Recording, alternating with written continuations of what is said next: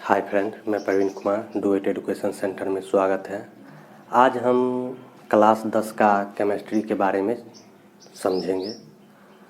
आज class 10th का जो रसायन शास्त्र का पहला चैप्टर हम रासायनिक अभिक्रिया एवं समीकरण का अध्ययन करेंगे। तो इसे अध्ययन करने के लिए हम पहले पीछे के वर्ग कक्ष में जो पढ़े हैं उससे संबंधित थोड़ा जानकारी का चर्चा कर लेते हैं। तो सबसे पहले हम यह समझते हैं जो केमिस्ट्री किसे कहते हैं, रसायन विज्ञान क्या है। तो रसायन विज्ञान क्या है, इसका हम अगर डिफिनेशन देना चाहेंगे तो रसायन विज्ञान की वह शाखा है जिसके अंतर्गत हम पदार्थ के संरचना, उनकी आकृति, उनके अणु परमाणु, जब पदार्थ एक दूसरे के साथ अभिक्रिया करता है तो उनमें हुए परिवर्तन, इन सभी तथ्यों को जब हम एकत्रित करते हैं या अध्ययन करते हैं, इसे ही हम रसायन विज्ञान कहते हैं। इसको हम शॉर्ट वे में ऐसे लिख सकते हैं, रसायन विज्ञान की वह शाखा है जिनके अंतर्गत हम पदार्थ के संरचना, परमाणु, अणु आदि का अध्ययन करते हैं या विश्लेषण करते हैं। इसे ही हम या रासायनिक अभिक्रिया के फलस्वरूप हुए परिवर्तनों का अध्ययन करते हैं, उसे ही हम रसायन विज्ञान कहते हैं। अब एक क्वेश्चन आता है, रसायन विज्ञान का जनक किसे कहा जाता है। चलिए इसको हम लिखाते हैं, आप लोग लिख लीजिएगा।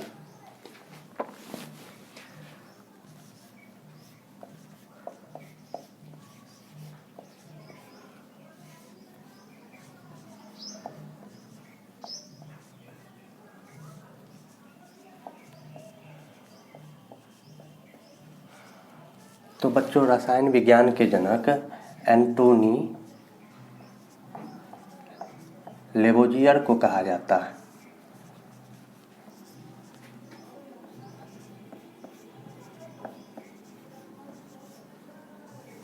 रसायन विज्ञान का जनक एंटोनी लेवोजियर को कहा जाता है।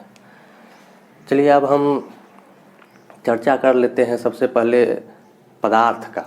जैसा कि आप लोग क्लास 9th में पदार्थ के बारे में पढ़ चुके होंगे, लेकिन हम जब नया चैप्टर शुरू करते हैं तो पीछे के वर्ग कक्ष में जो पढ़े हैं उससे थोड़ा जानकारी को अप टू डेट हो लेते हैं, और उससे संबंधित जानकारी को जब हम जान जाएंगे तो उससे आगे के जो चैप्टर पढ़ेंगे, जैसा कि हमने अभी बतलाया 10th में हमारा पहला चैप्टर है रासायनिक अभिक्रिया एवं समीकरण। तो रासायनिक अभिक्रिया एवं समीकरण को समझने में हमें काफ़ी सहूलियत प्रदान होगी। तो चलिए हम समझते हैं पदार्थ को।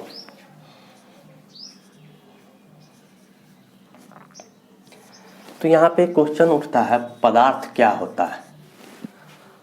एक क्वेश्चन आ जाता है, जो पदार्थ क्या है, पदार्थ हम किसे कहते हैं।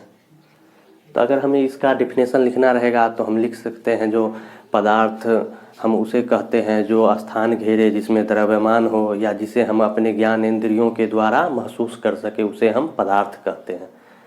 तो ये हमारा परिभाषा हो जाएगा। आप लोग अगर परिभाषा लिखना चाहते हैं तो हम लिखा रहे हैं, आप लिख सकते हैं। अगर लिखेंगे तो लिखने में ज़्यादा टाइम लगेगा, हम लिखाते हैं, आप लोग लिख लीजिए।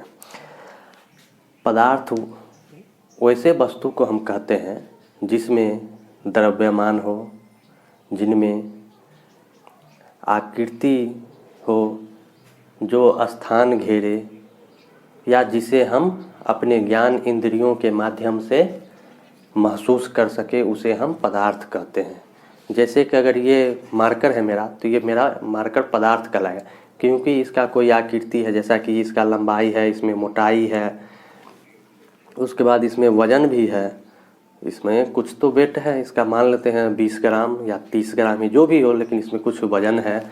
उसके बाद इसको अगर हम रखते हैं तो ये देखिए, ये जो रखे, वीडियो में आप लोग देख रहे होंगे, जब हम इसको ऐसे रखते हैं तो ये जो जितना कवर किया, ये इतना स्थान घेरा, तो ये हमारा पदार्थ है। चलिए हम पदार्थ को अब विभक्त करते हैं। इसको हम दो भागों में बांटते हैं। एक हम बांटते हैं शुद्ध पदार्थ,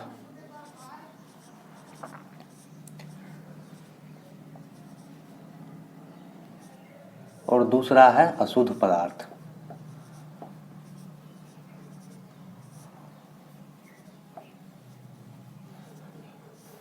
अब पदार्थ को हम दो भागों में बांटते हैं, पहला शुद्ध पदार्थ और दूसरा अशुद्ध पदार्थ। शुद्ध पदार्थ को हम दो भाग में बांटते हैं। इसका जो हो जाएगा दो भाग, ये हो जाएगा, एक हो जाएगा तत्व और दूसरा हो जाएगा यौगिक।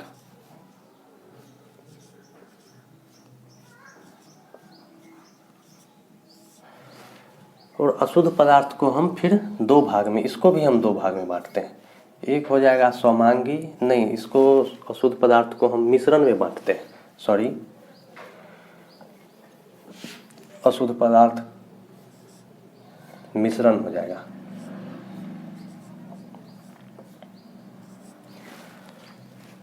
उसके बाद हम तत्व को तीन भाग में बांटते हैं।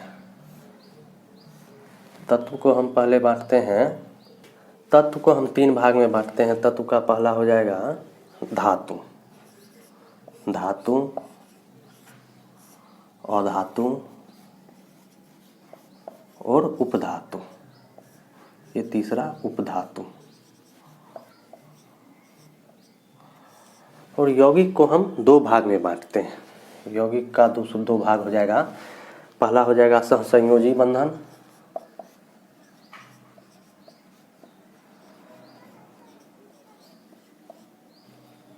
पहला हो गया सहसंयोजी, और दूसरा को हम इधर एंगल बना लेते हैं, दूसरा हो जाएगा आयनिक।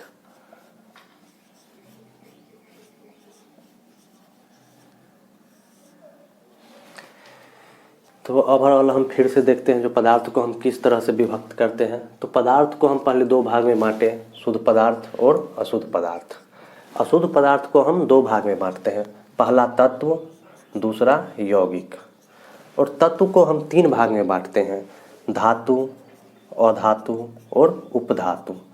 इसका भी हमारा एक चैप्टर है केमिस्ट्री में ही, आगे के जब चैप्टर में चलेंगे तो उसमें हमको अधातु, धातु और उपधातु के बारे में पढ़ना है। पीरियोडिक टेबल में हम जाएंगे तो उसमें भी इसका बहुत अहम योगदान आ जाता है। ये भी यौगिक जो है, सहसंयोजी बंधन, आयनिक बंधन भी हमको पढ़ना है आगे के चैप्टर में। और इस शुद्ध पदार्थ का ही दूसरा भाग होता है यौगिक। और अशुद्ध पदार्थ में आ जाएगा हमको मिश्रण। तो मिश्रण भी दो प्रकार के होते हैं, एक हो जाता है समांगी मिश्रण और दूसरा हो जाता है विसमांगी मिश्रण।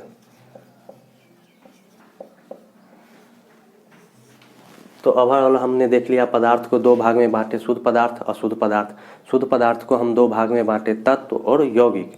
तत्व को फिर हम तीन खंड में बांटे हैं, धातु, अधातु, उपधातु। और यौगिक को हम दो भाग में विभक्त किए हैं, सहसंयोजी बंधन, आयनिक बंधन। और जब हम अशुद्ध पदार्थ में आते हैं तो अशुद्ध पदार्थ का एक रूप, अशुद्ध पदार्थ में आ गया हमारा मिश्रण। मिश्रण को फिर हम दो भाग में विभक्त किए हैं, समांगी मिश्रण और विसमांगी मिश्रण। तो हमको ओवरऑल इस चैप्टर में हमको इसके बारे में पढ़ना है, तत्व के बारे में ज़्यादा, मतलब जोर हमारा जो रहेगा, मेन फोकस यही तत्व के बारे में रहेगा, रासायनिक समीकरण और अभिक्रिया में। तो सबसे यहाँ पे क्वेश्चन आ जाता है जो तत्व किसे कहते हैं, ये भी क्वेश्चन आ जाएगा। वैसे तो आप लोग को पता ही होगा क्योंकि 9th क्लास में आप लोग पढ़ चुके हैं। तो चलिए हम बतलाते हैं तत्व क्या होता है। तत्व जो होता है, तत्व पदार्थ का वह शुद्धतम रूप है जो किसी एक परमाणु से बना होता है, तत्व कहते हैं। आप लोग अगर डिफिनेशन लिखना चाहते हैं तो लिख सकते हैं, तत्व उन शुद्ध पदार्थ को कहते हैं जो एक ही तरह के परमाणुओं से मिलकर बना होता है, उसे हम तत्व कहते हैं। अब हम समझते हैं यौगिक। इसका भी आप लोग डिफिनेशन पढ़ चुके होंगे, हम लिखा देते हैं यौगिक के बारे में। आप लोग नोटबुक में लिख सकते हैं यौगिक का डिफिनेशन। यौगिक वैसे पदार्थ को कहते हैं जब दो या दो से अधिक तत्व आपस में मिलकर किसी नए तत्व का निर्माण करे, उसे हम यौगिक कहते हैं। यौगिक को हम दूसरे रूप में ऐसे परिभाषित कर सकते हैं, दो या दो से अधिक तत्व आपस में मिलकर एक नए पदार्थ का निर्माण करे, उसे हम यौगिक कहते हैं।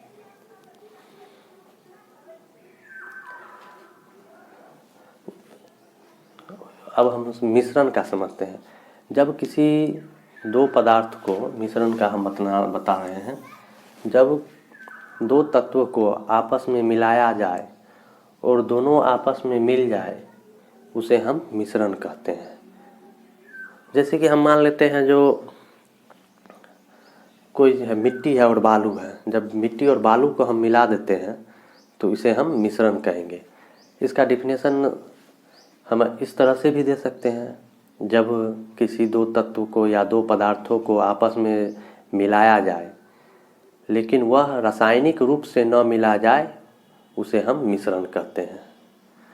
जैसे कि जब हम बालू और मिट्टी को मिलाएंगे तो दोनों तो आपस में मिल जाएगा लेकिन दोनों का गुण हमें अलग अलग दिखाई देगा, यही हमारा मिश्रण हो जाएगा। तो मिश्रण में जब हम आएंगे तो समांगी मिश्रण और अभिसमांगी मिश्रण में हो जाएगा। अब हम रासायनिक समीकरण का चर्चा करते हैं।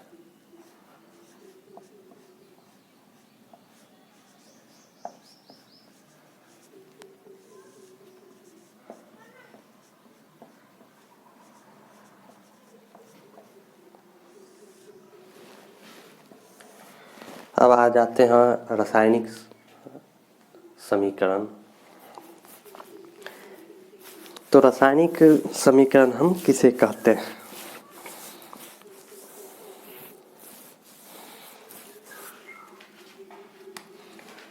रासायनिक समीकरण एवं अभिक्रिया।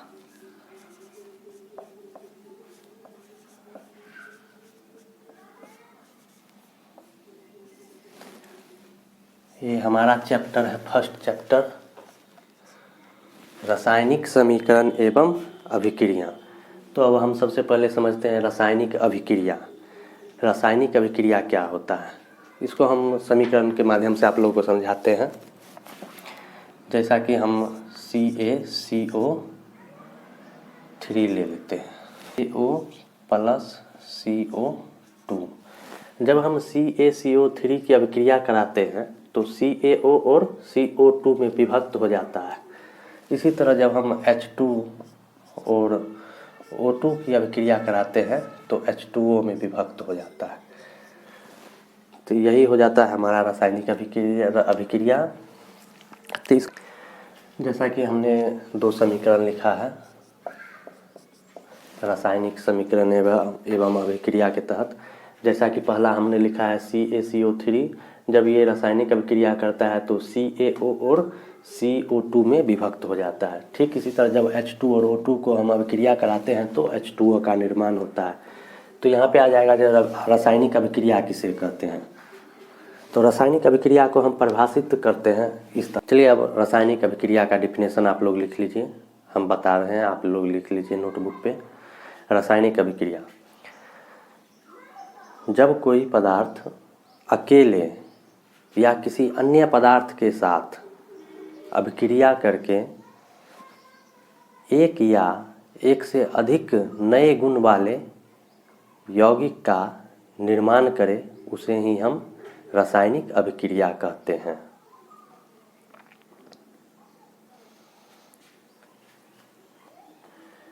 या इसको हम ऐसे भी लिख सकते हैं,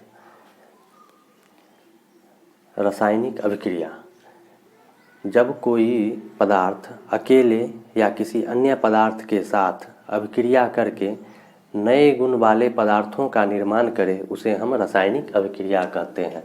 जैसे कि हम इसको समझते हैं, जैसे एक या एक से अधिक गुण, जैसे कि H2 और O2, एक या एक से अधिक मिलकर जब अभिक्रिया किया तो यहाँ पे एक नया पदार्थ का निर्माण किया H2O का। H2 और O2 जब अभिक्रिया किया तो H2O का निर्माण किया, ये हमारा नया पदार्थ हो गया। तो इसे हम रासायनिक अभिक्रिया कहते हैं। ठीक इसी तरह से जैसे यहाँ पे CaCO3 जब अभिक्रिया किया है तो दो नए पदार्थों में टूट गया है, CaO और CO2 में। तो इसे ही हम रासायनिक अभिक्रिया कहते हैं। आशा करते हैं कि आप लोग रासायनिक अभिक्रिया के बारे में समझ चुके होंगे और रासायनिक अभिक्रिया का परिभाषा भी आप लोग समझ चुके होंगे। जैसा कि आप अगर एक स्ट्रक्चर बना लेते हैं तो स्ट्रक्चर के माध्यम से ही आप परिभाषा को परिभाषित कर सकते हैं। जैसे हम अभी परिभाषित करते हैं, जब कोई पदार्थ अकेले या किसी अन्य के साथ अभिक्रिया करके एक या एक से अधिक गुण वाले, देखो यहाँ पे एक से अधिक हो गया 2 और एक यहाँ पे हो गया, तो हमको ये दोनों से हमारा डिफिनेशन निकल गया। एक या एक से अधिक नए गुण वाले पदार्थ का निर्माण करते हैं, उसे ही हम रासायनिक अभिक्रिया कहते हैं। अब हम इसका रासायनिक अभिक्रिया बता चुके हैं। अब हम इसमें अभिकारक,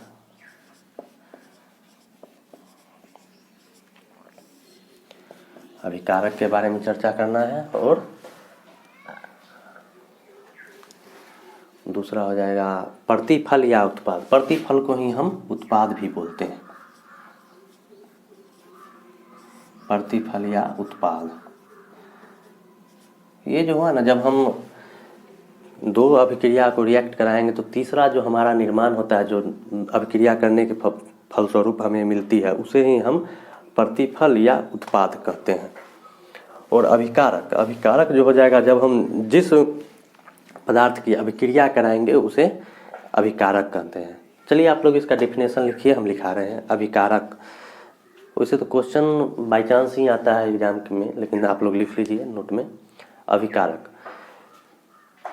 जब किसी पदार्थ की अभिक्रिया कराई जाती है, जैसा कि हम यहाँ पे एग्जाम्पल में लिखे हैं, मान लो इसी एग्जाम्पल को आप एग्जाम्पल में ले लीजिए, लिख सकते हैं H2 और O2 को।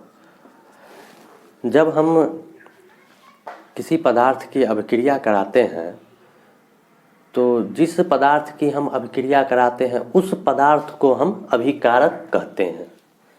लिख चुके होंगे आप लोग। अब अगला पॉइंट प्रतिफल को लिखिए। इसका डेफिनेशन ऐसे लिख सकते हैं, जो जब हम किसी पदार्थ की अभिक्रिया कराते हैं तो अभिक्रिया के फलस्वरूप, या इसको दूसरे भाषा में ऐसे लिख सकते हैं, अभिक्रिया के बाद जो हमें प्राप्त होती है उसे हम प्रतिफल या उत्पाद कहते हैं। इसका एग्जाम्पल आप ऐसे भी बना सकते हैं, लिख सकते हैं H2O2, तो इसको जब अभिक्रिया कराए तो हमको H2O मिला, तो ये जो हो गया हमारा उत्पाद आ गया। तो इस तरह से हम इसको लिख सकते हैं अभिकारक, और ये हमारा प्रतिफल। ये आगे के चैप्टर में हम जब चर्चा करेंगे ना, तो यहाँ पे मतलब समीकरण को संतुलित करना एक चैप्टर है, तो उसमें हम बतलाएंगे। अगर इसको हम जैसे यहाँ पे संतुलित करेंगे तो H हमारा 2 है और O हमारा 2 है, और इस दोनों मिलके हमको बनाया है H2O। तो इसको जब हम संतुलित करेंगे तो हमारा ऑक्सीजन 2 है और हाइड्रोजन भी 2 है। हाइड्रोजन हो जाएगा, नहीं सॉरी, H हमारा 2 है और O हमारा 2 है, जबकि यहाँ पे हमारा O जो है 2 है, H हमारा यहाँ पे 2 है और O हमारा 1 है। तो इस O को 1 का 2 बनाना है, तो इसको हम इस 1 को 2 बनाने के लिए 2 से गुना कर देंगे, तो ये हमारा हो जाएगा 2 ऑक्सीजन। तो यहाँ पे हम 2 लिख देंगे, और हमारा ऑक्सीजन 2 हो गया है। तो फिर यहाँ पे जब 2 लिखेंगे तो हाइड्रोजन हमारा 4 हो जाएगा, 2H और यहाँ पे 2 है तो 2 दूनी 4, तो 4 हाइड्रोजन हो जाएगा। तो हमको हाइड्रोजन 4 करना है, तो यहाँ पे 2 हाइड्रोजन है तो 2 से इंटू कर देंगे तो हमारा 4 हाइड्रोजन हो जाएगा। यहाँ भी 2 से जब कर देंगे तो 4 हाइड्रोजन हो जाएगा। तो यहाँ पे हमको 4 हाइड्रोजन भी मिल चुका है, तो यहाँ पे फिर इसको हम 2 लिख देंगे। तो 2H2O प्लस H2O, ये रासायनिक समीकरण जब संतुलित करते हैं तो उसमें इसको पढ़ना है। जैसा कि हमने पहले बतलाया प्रतिफल और अभिकारक के बारे में, तो आशा करते हैं आप लोग इसका डिफिनेशन भी लिख चुके होंगे और इसे समझ चुके होंगे आसानी पूर्वक।